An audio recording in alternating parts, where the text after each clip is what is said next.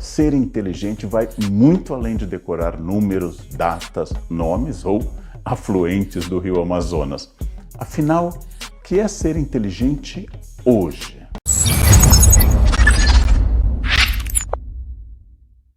Muitas pessoas confundem memória com inteligência. Acham que saber muitos nomes, muitas datas, muitas citações ou muitas palavras é algo típico de alguém muito inteligente. Na verdade, é quase o contrário. Uma memória perfeita, às vezes, acontece em pessoas com dificuldade de abstração ou dificuldade de relação, dificuldade de criação. A simples repetição de algo é o que o computador faz. O computador tem o dado, eu peço, o computador devolve. Esta simples evocação de um dado, ela não é o dado central da inteligência. Inteligência implica criar, não apenas repetir. Antes nós imaginávamos que havia apenas inteligência. Alguém era inteligente. Isso significaria uma capacidade universal de ser inteligente. Na década de 1980, nos Estados Unidos, um estudo em Harvard demonstrou pela primeira vez os tipos de inteligência. Ou seja, nós não temos apenas inteligência. Nós temos, por exemplo, uma inteligência lógico-matemática. Pessoas capazes de lidar bem com abstrações numéricas, volumes, geometria, deduzir hipóteses, pensar matematicamente. Nós temos também uma pessoa capaz de ter inteligência linguística. Encontram palavras adequadas, fazem frases novas, têm imensa capacidade em compor ideias a partir de palavras. Muitas vezes, uma pessoa excelente em lógica matemática é ruim ao escrever. Outras vezes, um genial literato que cria ideias muito inovadoras é incapaz de resolver uma equação simples, e não apenas por treino, mas porque são inteligências distintas. Existem pessoas com grande habilidade, por exemplo, de conhecer ao grupo e conhecer outras pessoas e lidar com as emoções do grupo. Temos também pessoas capazes de autoconhecimento, capazes de saber se o seu sentimento é A ou B. Falamos então de duas inteligências, interpessoal e intrapessoal. Sua capacidade de perceber outras pessoas, seus sentimentos, as oscilações e a capacidade de perceber a si. Nós sabemos que há pessoas geniais de um ponto de vista técnico formal, na elaboração de teorias científicas, mas com uma dificuldade imensa de convívio em grupo.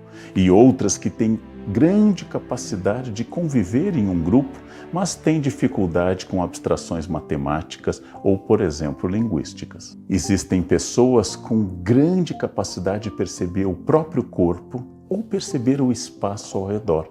Chamamos a estas inteligências de corporal e espacial. São inteligências que podem vir acompanhadas de outras. Quando eu tenho uma inteligência corporal, não quer dizer que eu não tenha, por exemplo, nenhuma inteligência intrapessoal, mas o ponto forte da pessoa passa a ser a percepção corporal ou a percepção espacial. Vamos imaginar que você, ao ouvir uma melodia, já passe a identificar notas, ou tenha imensa capacidade de compor, ou tenha uma inclinação natural aos sons e aos ritmos.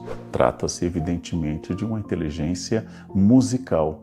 Mas existe igualmente uma inteligência que diz respeito ao ambiente. Existe uma inteligência que fala do diálogo dos seres vivos, tudo aquilo que nós temos descoberto com cada vez maior intensidade, uma inteligência ambiental, ecológica, em que eu percebo as relações dos seres vivos. Quando alguém vai mal em matemática, isso pode significar apenas que a inteligência lógico-matemática não é forte naquela pessoa. Todos podemos aprender, mas também sabemos que as inteligências são múltiplas e graças a isso eu posso perceber diferentes habilidades e paro de classificar como burrice ou estupidez alguém que, por exemplo, tem pouca habilidade no futebol ou alguém que tem pouca habilidade com números. Pode ser apenas falta de treino ou ênfase em outro tipo de inteligência. Além das múltiplas inteligências, o mundo contemporâneo tem uma demanda específica, a capacidade de continuar aprendendo. Não existe eu estudei, existe apenas o gerúndio, eu estou estudando. E essa capacidade de aprendizado contínuo nós chamamos de learn ability, a capacidade de continuar aprendendo em um mundo líquido que se transforma em grande velocidade.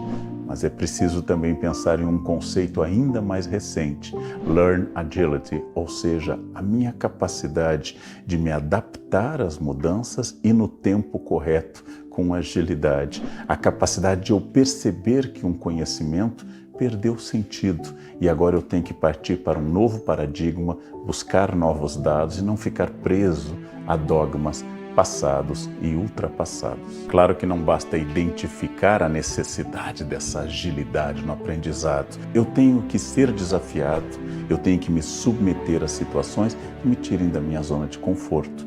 E eu tenho que ser capaz de falar a outras pessoas e compartilhar talvez erros de avaliação, fracassos, porque isto vai me tornar mais próximo das pessoas e capaz de pensar novas estratégias, assumir riscos de desempenho e interpessoais. Eu sou capaz de me comunicar com as pessoas, sou capaz de estabelecer um pensamento colaborativo com o grupo ao meu redor, família, ambiente de trabalho, amigos, etc.